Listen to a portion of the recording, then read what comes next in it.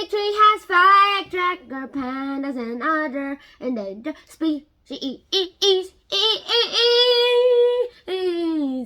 Bum, bum, bum, bum, bum.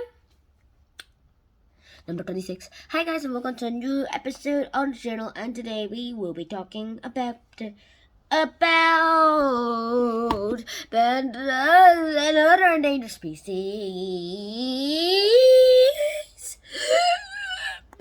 Bum, bum, bum. So let's get started. Now, firstly, let's start with pandas. Now, who or what are the pandas? Now, these pandas are awesome bears. They are like cuddly and friendly, and an adult is like more than my dad's weight, and a baby panda, a 1-year-old baby panda, is about my weight, which is I don't know, okay, about 30 pounds or something. I don't really know my weight. I forgot. But then who cares, right? So the pandas are Chinese. They're originally Chinese, and that's why they are a symbol of peace to the Chinese. Also, there are a lot of myths of these, like how they got their black markings, like they mourned a friend who tried to save them by putting ash around them and eventually making themselves look black. Let's talk about other endangered species, such as like penguins. Now, penguins, there are 10,000 species of penguins in the whole wide world. Only 600 of them are alive. 600 species are endangered. So seriously, okay, scratch that last one. 10,000 species of penguins are alive today. Only 600 of them are endangered, which is still a lot. Like 9,400 species are not endangered, but when you compare it with the results of the 600, it's pretty much a big deal. Like 6%. It's just 6% of the species of the what was it? Yeah, the penguins are endangered. 6% might not look much, but it is much when you think about it. It's 600. And now let's talk about the Bengal tigers. To a lot of people, they're beautiful because all their striking stripes and these striking strokes. But then, yeah, when you think about it, it's not so much cool. Like how they say, there's not so much to talk about here. For the Bengal tigers, they're also endangered. And when they talk about food, well, we're talking large here. We're talking about large animals, and they're pretty large and enormous. But then, why are we doing all of this? Okay, I'll stop the Spanish accent here. But also, the Bengal tigers are getting poached and endangered because of they use that's Chinese medicine. Okay, worst Chinese accent. Sorry, Chinese who are watching any of this. Cut! Boo! Alright then, it's pretty much like that. And now let's talk about the sloths. Now, okay, the Bengal tigers are also getting endangered because of Chinese medicine. Okay, for the sloths, they live in Central and South America, and they spend most of their time sleeping. They're also very slow, and they're really upside down. Now, as we know, upside down really means blood in head, which is really bad for humans. I know you got blood in head. Sorry, that was my heart. And then eventually the sloths actually adapted to no blood in head. I'm kidding. They do have blood in head. It's just that not like how we experience it. Now let's talk about orangutans. Now, orangutans live in Borneo and the Sumatra.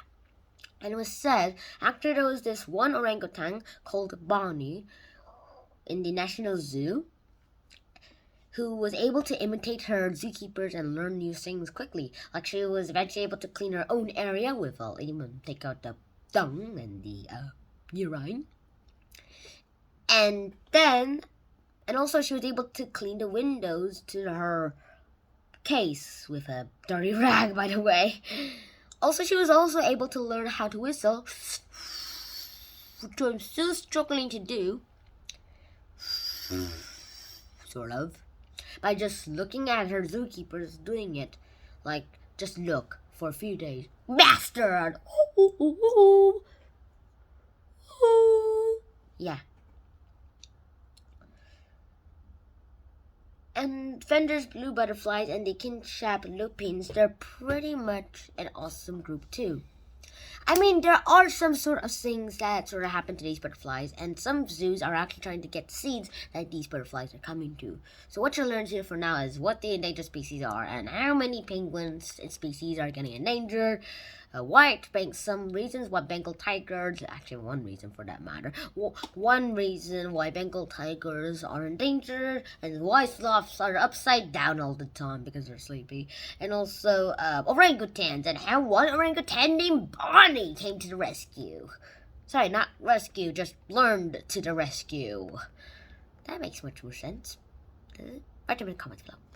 And now let's talk about one hero that'll change all of this in one story. Oh, we lost the script. Please enjoy all this music while we're waiting. Bum, bum, bum, bum, bum. Okay, it's Jane Goodall.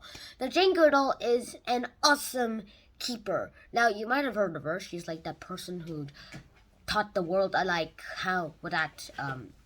apes use sticks as tools, not just humans. And also that these tapes are pretty much awesome people. She was also able to do some sort of research into this. She loved a lot of research in her life, and she was never ever actually trained to observe animals and learn new things about it. But then she just took up the challenge. First day, she decided to learn the chimpanzees, and she did. Eventually, being pretty fun with a person named David Greybeard. And she was pretty much great. And great David Greybeard. Now, David Greybeard was one of the connections between Jane and her. Now, Greybeard was not one of his troops' leaders, but he seemed to be respected and loved. And every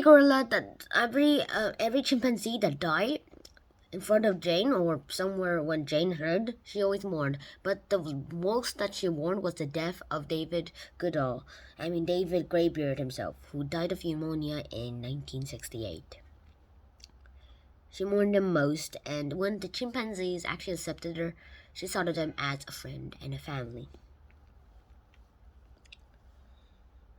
And Jane spoke to Congress about the need for greater cooperation among nations in protecting the planet. And that's how she became famous all over the world, to learn about chimpanzees and making grand new discoveries.